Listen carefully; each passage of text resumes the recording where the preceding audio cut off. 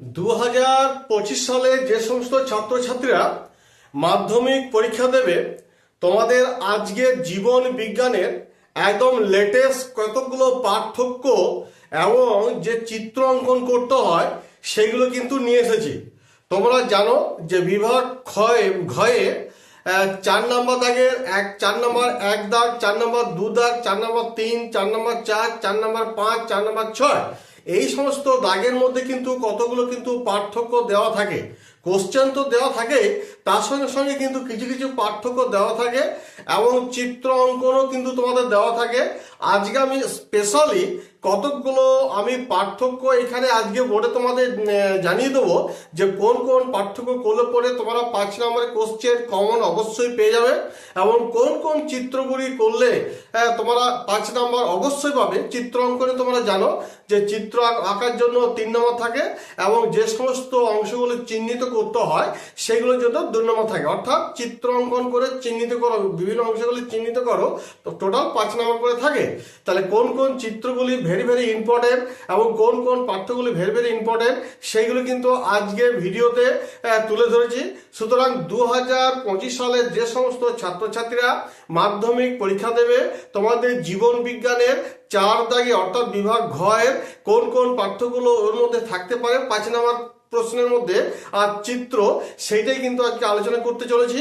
সুতরাং তোমরা প্রথম থেকে শেষ পর্যন্ত ভিডিওটি দেখো, ভালো লাগলে অবশ্যই কিন্তু একটা সাবস্ক্রাইব করে দিও আর পাশে থাকা বেল আইকনটিকে প্রেস করতে একেবারেই ভুলবে না। কারণ এই যে তোমাদের লেটেস্ট কতগুলো সাজেশন আমি দিচ্ছি, যাতে এই লেটেস্ট সাজেশনগুলো প্রত্যেকটা সাবজেক্টে যে লেটেস্ট সাজেশন দিচ্ছি সেগুলো প্রত্যেকটা যেন তোমাদের মোবাইলে সরাসরি যেন পৌঁছে যায়, সেই জন্য পাশে থাকা বেল আইকনটিকে অবশ্যই কিন্তু অন করে রাখবে।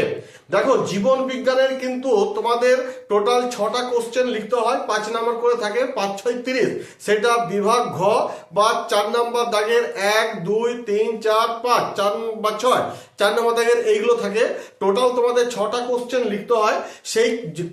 সেই কোশ্চেনের যে ব্রড কোশ্চেনগুলো থাকে সেগুলো আমি পরের ভিডিওতে তোমাদের স্পেশালি ভাবে ভালো করে দেবো। কিন্তু এই তোমাদের যে 5 নম্বর যে কোশ্চেনের যে পার্থক্যগুলো থাকে, এই যে 4 দাগের মধ্যে যে পার্থক্যগুলো থাকে, সেই কোন কোন পার্থক্যগুলো করলে পরে তোমার গ্যারান্টেড কমন পাবে সেটাই কিন্তু আজকে তুলে ধরেছি আর চিত্রতে তুলে ধরেছি। সুতরাং আজকে আর কথা না বাড়িয়ে তোমাদের কিন্তু সেই মূল পর্বে আমি ফিরে যাই। দেখো, জীবন বিজ্ঞানের 2025 লেটেস্ট সাজেশন চিত্র অঙ্কন করো। চিত্র অঙ্কনের পেছনে চিত্রটা যদি তুমি আঁকো তাহলে 3 নাম্বার পাবে আর তারপরে যে সমস্ত অংশগুলি চিহ্নিতকরণ করতে বলবে, হ্যাঁ, তার জন্য নামে থাকে 2 নাম্বার।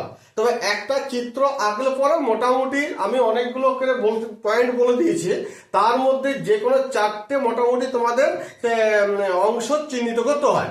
প্রথম যে ছবিটি তোমরা করবে সেটা হচ্ছে এই যে মানুষের অক্ষিগোলকে লম্বচ্ছেদে চিত্র অঙ্কন করে বিভিন্ন অংশগুলি চিহ্নিত করো।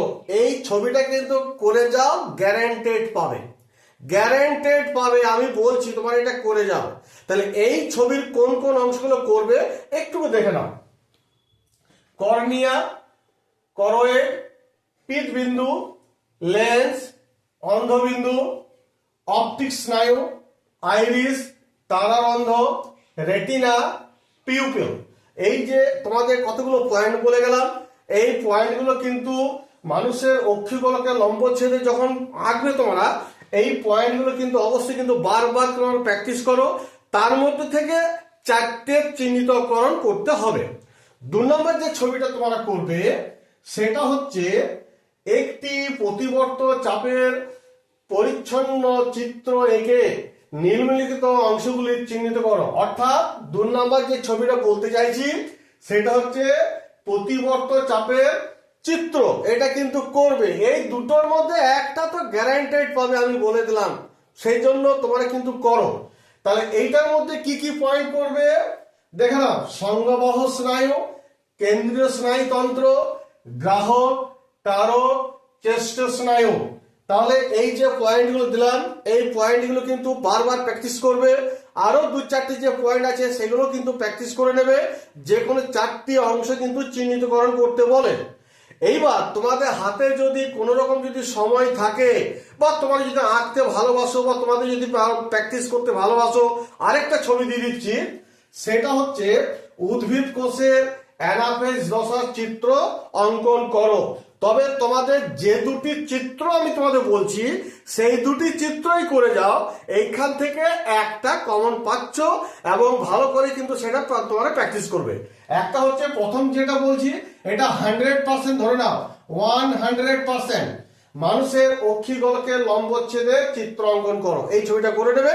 আরেকটা ছবি করে নেবে, যেটা 2 নম্বর যে চিত্রটা বললাম সেটা হচ্ছে একটি প্রতিবর্ত চাপের পরিচ্ছন্ন চিত্র অঙ্কন করে নিয়মিত অংশগুলি চিত্র অঙ্কন করো। তাহলে এই দুটো ছবি যদি তোমরা করে নাও, তাহলে আমি আশা করছি একদম 100% একটা ছবি তোমরা কমন পাবে। বোঝা গেল? তাহলে এখানে 5 নম্বর তোমরা কিন্তু তুলে আনতে পারলে। এবার এইখানে আমি কয়েকটা পার্থক্য দিচ্ছি। 4 নম্বর দাগে যে 4 নম্বর 1, 4 নম্বর 2, 4 নম্বর 3, 4 নম্বর 4 তো বিভিন্ন ধরনের প্রশ্ন থাকে 5 নম্বরের, তার মধ্যে কিন্তু পার্থক্য দেওয়া থাকে। কোন কোন পার্থক্য করলে পরে তোমরা কমন পাবে আমি কিন্তু অনেক চিন্তা ভাবনা করে দেখেছি, টেস্ট পেপার ঘেটে দেখেছি, বিভিন্ন টেস্ট পেপার ঘেটে দেখেছি, বিভিন্ন স্কুলের কোশ্চেন গুলো আমি দেখেছি যে এই পাঠ্যগুলো কিন্তু আসছে। তোমাদের স্কুলের স্যার যেগুলো করিয়েছেন সেগুলো অবশ্যই করবে, তোমাদের প্রাইভেট টিউটর যেগুলো করিয়েছেন সেগুলো অবশ্যই করবে, এবং তোমার যদি গৃহ শিক্ষক থাকেন বা তাদের কাছে যদি তুমি পড়াশোনা করছো তাদেরগুলো অবশ্যই করবে, ব্রড কোশ্চেন যা যা দিয়েছে বা পাঠ্যকে যা যা দিয়েছে। কিন্তু তোমাদেরকে একটা জোরহাট করে যেটা আমি কথাটা বলতে চাইছি, স্যাররা তোমাদের স্কুলের স্যাররা হোক, গৃহশিক্ষক হোক এবং প্রাইভেট টিউটর হোক, যেগুলো দিয়েছে সেগুলো করো, আগে তাদের পাঠ্যগুলো প্রায়োরিটি দাও। এরপরও যদি তুমি যদি এইগুলো যদি না করে থাকো, এই 5টার মতন পার্থক্য দিয়েছি, দয়া করে কিন্তু এই 5টা পার্থক্য অবশ্যই করে নিও। তার আগে আমি একটা কথা বলি, যারা এই পার্থক্যগুলো করে নিয়েছো অবশ্যই কিন্তু ডান কথাটা লিখবে। হ্যাঁ, তাহলে বুঝে নেবো যে তোমরা এই পাঠ্যগুলো অবশ্যই করেছো এবং প্র্যাকটিস করেছো, কারণ এই 5 নম্বর কোশ্চেন এখান থেকে পাঠ্য কিন্তু অনেক কমন পাবে। যেমন ধরো প্রথম যে পার্থক্যটা বলবো সেটা হলো ইউক্রোমাটিন ও হেটারোক্রোমাটিনের মধ্যে পার্থক্য লেখো। ভেরি ভেরি ইম্পর্টেন্ট, এই পার্থক্যটা করবে। মানে এখানে 6টা পার্থক্য দেখিয়েছি, 6টা পার্থক্য ইম্পর্টেন্ট। 2 নম্বর যে পার্থক্যটা বলবো, ফিনোটাইপ এবং জিনোটাইপের মধ্যে উদাহরণ সহ পার্থক্য লেখো, এটাও কিন্তু করে নেবে। 3 নম্বর যে পার্থক্য বলবো, মাইটোসিস ও মিওসিসের মধ্যে পার্থক্য লেখো, বারবার বলছে, এটা কিন্তু করবে, এটাও কিন্তু ইম্পর্টেন্ট। 4 নম্বর যে পার্থক্য বলবো, উদ্ভিদের সাইটোকাইনেসিস ও প্রাণীর সাইটোকাইনেসিসের মধ্যে পার্থক্য লেখো, এটাও কিন্তু করে নেবে। 5 নম্বর যেটা বলবো, জাতীয় উদ্যান ও অভয়ারণ্যের মধ্যে পার্থক্য কি তা লেখো, এটাও কিন্তু করে নেবে। এবং 6 নম্বর যে পার্থক্যটা বলবো, এন সিটু সংরক্ষণ ও এক্স সিটু সংরক্ষণের মধ্যে পার্থক্য উদাহরণ সহ লেখো। তাহলে এই যে 6টা পার্থক্য দিলাম, তোমাদের কিন্তু ঘ বিভাগে 4 নম্বর দাগের 4 নম্বর 1, 4 নম্বর 2, 4 নম্বর 3, 4 নম্বর 4 এই যে থাকে তার মধ্যে কিন্তু পার্থক্য দেওয়া থাকবে। অতএব তোমরা এই 6টা যদি পার্থক্য করো, এর মধ্য থেকে তোমার কিন্তু পার্থক্য তোমরা কমন পাবে। আমি কিন্তু এটা বলতে পারি, আমি ব্যক্তিগতভাবে এটা বলতে পারি। কোন স্যার কি দিয়েছেন না দিয়েছেন সেটা তো আমি তো জানি না, তবে বারবার বলছি স্কুলের স্যাররা যেগুলো দিয়েছে সেগুলো অবশ্যই করবে, প্রাইভেট টিউটর যেগুলো দিয়েছেন সেগুলো অবশ্যই করবে, এবং গৃহ শিক্ষক মহাশয় তোমাদের যারা যারা ঘরে গৃহ শিক্ষক আছে উনি যে পার্থক্য বলেছেন সেগুলো অবশ্যই করবে, তাদের পার্থক্য প্রায়োরিটি আগে দাও। যদি তোমাদের এই 6টা পার্থক্য যদি করা থাকে বা স্যাররা যদি করিয়েছেন তাহলে উত্তম কথা, আর যদি না করে থাকো তাহলে কিন্তু অবশ্যই কিন্তু এই 6টা পার্থক্য করো। দেখবে 4 নম্বর দাগের 1 থেকে যে 4 নম্বর যে 6 নম্বর যে 4 নম্বর 6 পর্যন্ত যে দাগ নাম্বারের মধ্যে থাকে এইগুলো এর মধ্যে কিন্তু কমন পেয়ে যাচ্ছ। এর পরবর্তী ক্ষেত্রে আমি তোমাদের এই বিজ্ঞানেরই কিন্তু ওই 4 দাগেরই যে সমস্ত ব্রড কোশ্চেনগুলো থাকে, সেই ব্রড কোশ্চেন 5 নাম্বার যে ব্রড কোশ্চেনগুলো থাকে, সেই ভিডিও কিন্তু পরবর্তী ক্ষেত্রে আমি আনতে চলেছি। তোমরা একটুকু অপেক্ষা করো, আমাকে ভালো করে একটা সাজেশনটা করতে দাও, দেখবে ওইগুলো কিন্তু কমন পেয়ে যাবে।